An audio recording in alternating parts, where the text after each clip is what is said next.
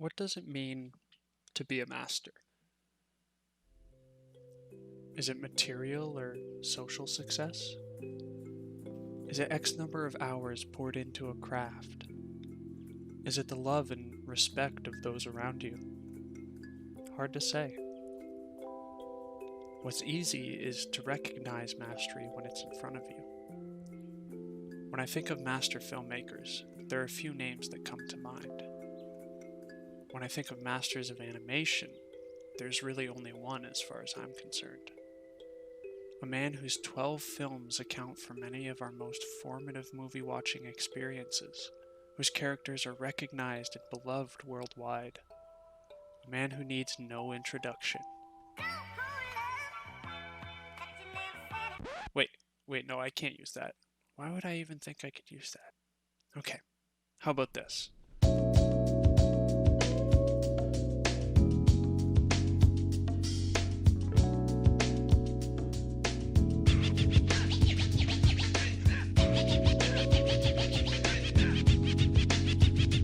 Born in Tokyo in 1941, Hayao Miyazaki was the second son of 4 siblings.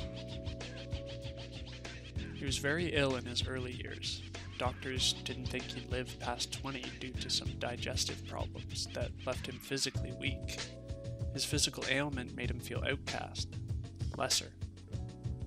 For the first few years of Hayao's life, the Miyazakis lived a displaced lifestyle, moving from city to city to avoid the bombings. The Second World War left a lasting impression on Hayao, who was 4 when he lived through the bombings of his then home. At the age of 6, right before starting school, his mother, Yoshiko, was diagnosed with spinal tuberculosis. This had a massive impact on Hayao, who watched as his once strong and vibrant mother grew increasingly weak over the coming years and was confined to her bed.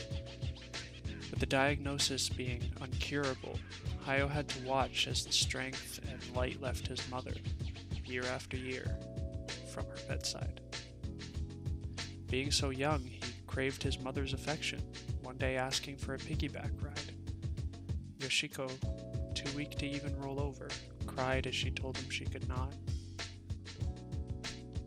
Illness is a hard thing for a child to understand, and feeling outcast once again, Hayao began to feel depressed, wishing he had never been born, a feeling that would stay with him for the rest of his life.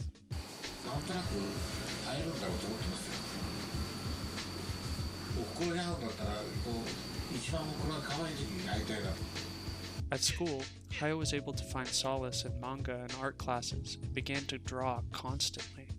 Something had awakened in him, an ember of passion that would one day grow into a roaring flame.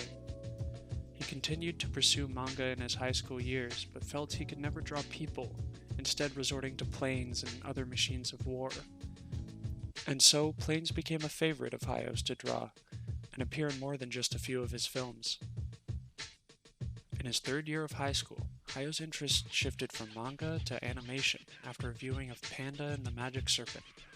This strange and magical film left a strong impression on Hayao, and he was captivated by the film's heroine character, a snake magically turned into a woman by a storm. After high school, he attended Gakushin University, where he spent much of his time visiting his middle school art teacher and using his old studio to draw, in between studying economics and political science, of course. After graduating, Hayao began to work at Toei Animation Studio, where he would work on Adventure of Horus, Prince of the Sun. While working on Horus, Hayao would form some of his career's most pivotal connections. He would work under the guidance of Yasuo Otsuka, whose animation style and mentorship were vital in forming Miyazaki's own style. He would also meet Isao Takahata, with whom he would form a long-lasting creative partnership, and eventually, a studio.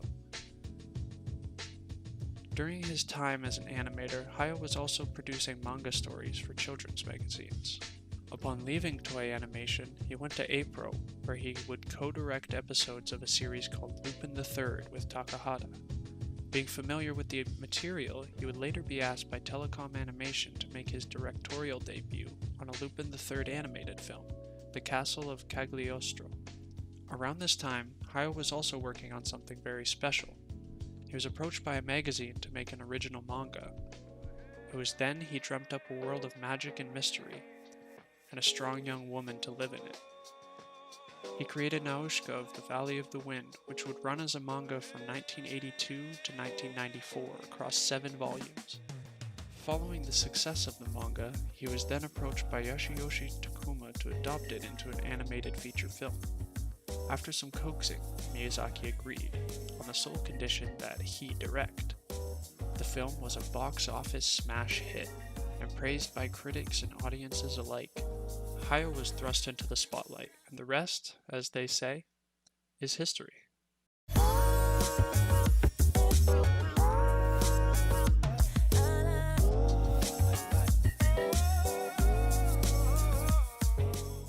Miyazaki directed 12 films over the course of 34 years. Nearly every single one of them can be considered a masterpiece in some respect.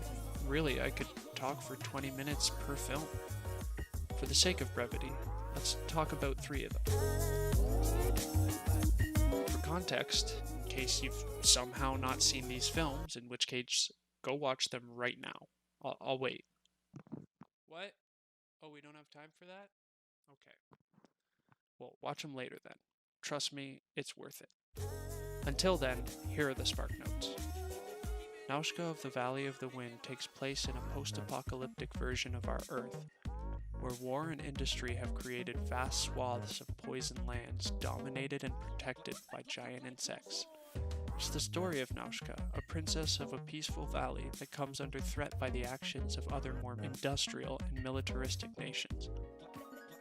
She is forced to confront the cruelty inherent in people that led to the initial destruction of the world, and, along with the help of friends new and old, she must restore balance and peace to the world, as foretold by an ancient prophecy of a figure clad in blue and surrounded by fields of gold, to restore mankind's connection with the earth that was destroyed. Spoiler, it's her. She's the figure in blue, okay? Also, Teto's there, and oh my god, I would just die for him. Look at his little face, his little ears, he's so fuzzy and sweet. I'm sorry, I digress. In Nausicaa, Miyazaki tackles themes of war, industrialism, nationalism, and environmentalism. No wonder the film was co-funded by the World Wildlife Federation. He does all this through the lens of a strong female lead, something atypical of the time and consistent throughout all his work. It's a story about overcoming greed and ill will for the sake of peace, prosperity, and survival. Princess Mononoke is the tale of Ashitaka, an aspiring young warrior who in the first few minutes slays a demon. He's hurt in the process, and corruption infects his arm, gifting him with superhuman strength, but also dooming him to be consumed by it. Upon learning of his infection, and that the demon he killed was actually not a demon at all, and instead a boar spirit infected by man-made iron, Ashitaka is banished from his village. Oh hey, look, it's that thing that Zuko and Iroh did. Okay, sorry, we'll get to Avatar in a minute. He is exiled from his village and quested with journeying west in search of a cure. On his way, he winds up in the middle of an ongoing feud between the residents of Irontown, an industrial colony and refuge for social outcasts and lepers, and the spirits of the forest, including San, a human girl raised by the wolf goddess Moro, who rejects her own humanity. Ashitaka and San must find a way to broker peace between the two parties and once again save the world from human destruction. Spirited Away, possibly Miyazaki's most recognizable work, is the story of Chihiro, a young girl moving between cities with her family. Upon discovering a deserted town and a mysterious bathhouse, Chihiro is warned by the kind and kinda hot if we're being honest, Haku, to return across the riverbed before sunset. Unfortunately, his warning comes too late, and Chihiro's parents are transformed into pigs in front of her very eyes. Chihiro returns to the bathhouse, now full of spirits of all shapes and sizes, and oh my god, a radish man! I don't know why, but I love you. Okay, sorry. Chihiro is put to work in the bathhouses as a captive, and kinda has a terrible time. And then a bunch of shit goes down. A polluted river spirit floods the bathhouse. Chihiro lets in a murderous spirit who actually ends up being a nice dude and might actually be kinda cute, maybe? She meets a witch who steals her name, a giant baby gets turned into a mouse, she meets the witch's twin sister, there's a train ride, and oh yeah, there's this magic dumpling that heals Haku, who's actually a dragon, and also there's these really cute little guys, and that's only some of the bonkers stuff that happens in this film. All of her adventures are in an effort to escape the spirit world and return home, before she forgets her own name and becomes trapped forever. It's one of the most beautiful stories ever told, and damn, Miyazaki tells it with...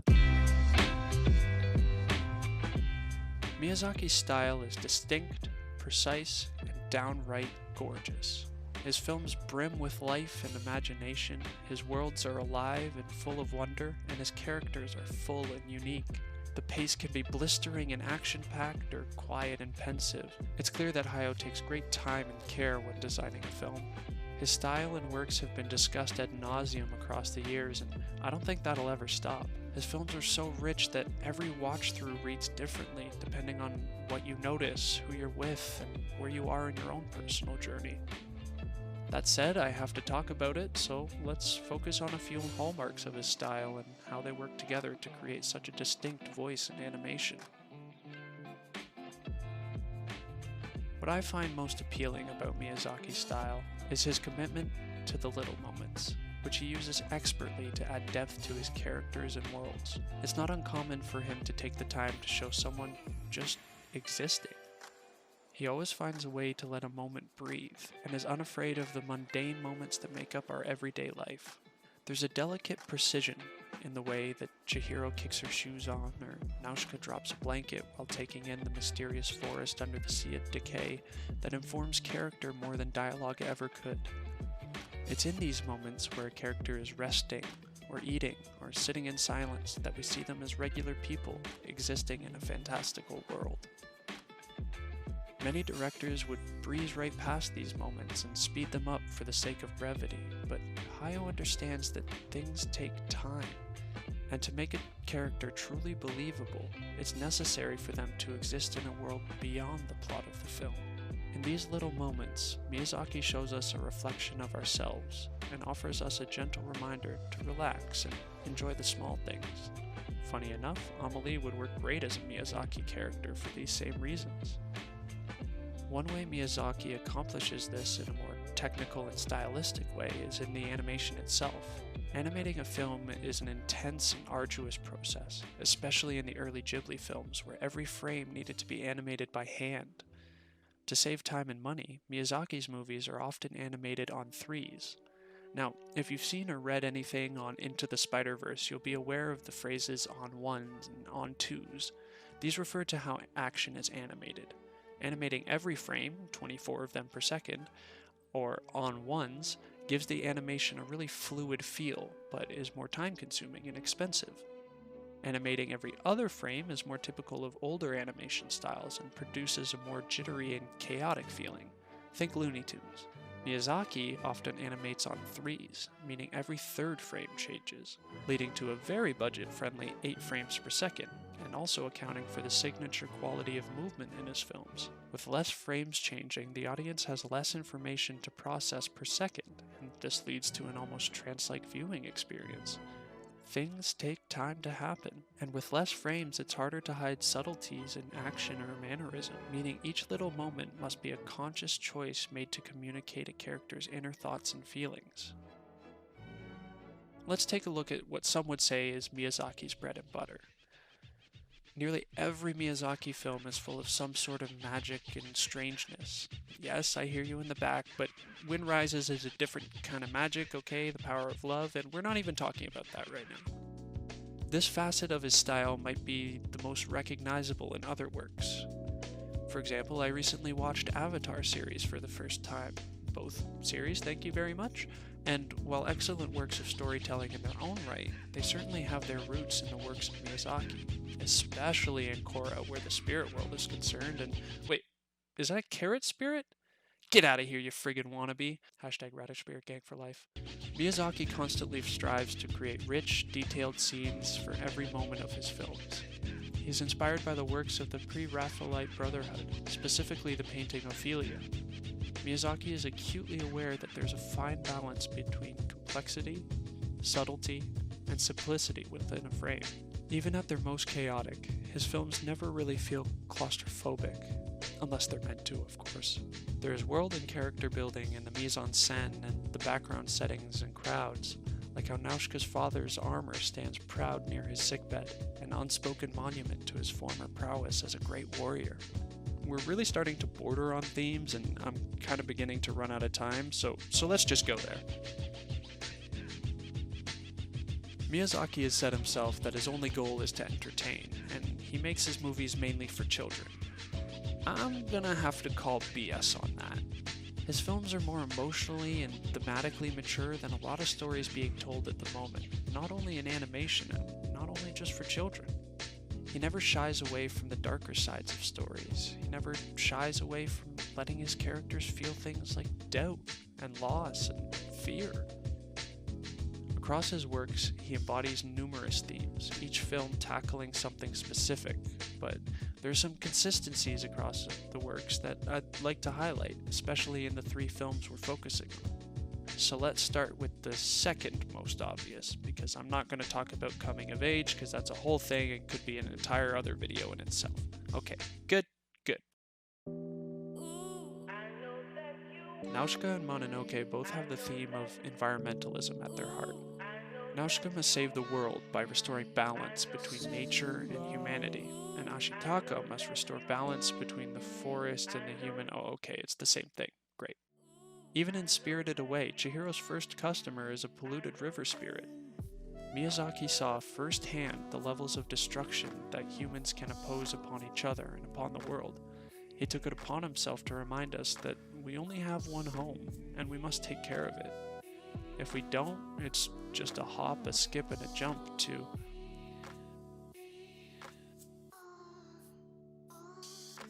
Yoshiko Miyazaki was ill for most of Hayao's life, and the eventuality of her death weighed heavily on Hayao.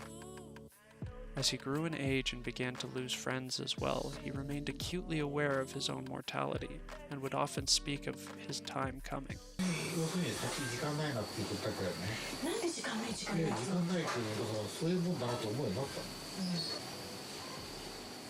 He had lived through true horrors: war, illness, death of loved ones.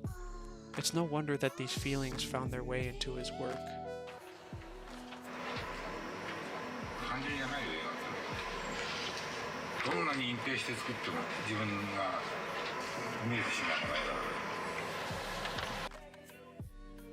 Fear, violence, and death appear in Miyazaki's films like Stan Lee appears in Marvel movies.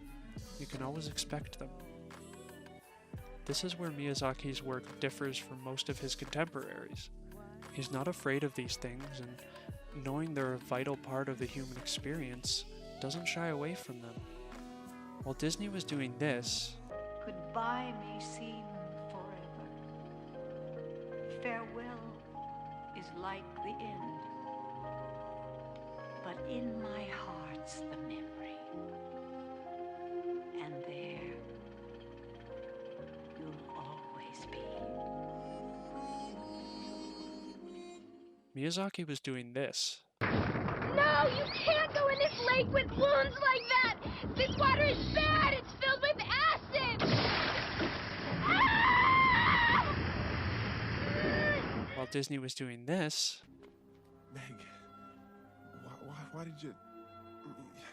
You didn't have to... People always do crazy things when they're in love. Miyazaki did this.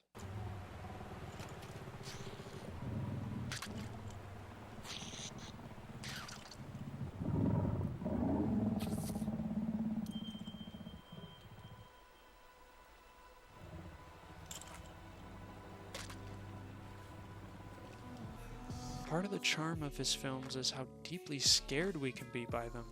As a kid, No Face scared the living hell out of me, and the hair on the back of my neck still stands on end whenever I see this guy, and come on, you gotta tell me that these things aren't creepy, even if maybe a little bit cute. He is unafraid to put his characters in genuinely terrifying situations, and we, as the audience using these characters as windows into these worlds, we feel that. The most important part about fear, death, and violence in his films are that they're not all-consuming. That things will work out in the end so long as we have the one thing that always saves the day is help. Every Miyazaki character has something in common with the Beatles because they get by with a little help from their friends. Okay, enough of that. Love always prevails, and no Miyazaki character could be victorious without the help from those around them. I think this is very important to Miyazaki and to his stories. Many of his settings are so dire, and many of his characters go through moments of true heartbreak, fear, doubt, and loss. It's through the strength of those around them that our heroes are able to overcome these struggles. That's an important lesson. Not just for children, but for everyone. You don't have to do it alone. So, what? What else is there to say? Honestly, lots. I could talk about legacy and the pervasiveness of his films and characters across cultures, borders, and oceans, about his son Goro and their strained personal and creative relationships, or how he bases a character on his mother in every film that he makes. I could talk about every Miyazaki reference in popular culture, or every spirit in the bathhouse. Instead, I'll just reiterate, it takes a lot of things to become a master, none of which are always clear. But as far as I'm concerned, no one is more fitting of the title than Hayao Miyazaki. 本当にあることを書いてるんです。書いてるつもりでやらなきゃ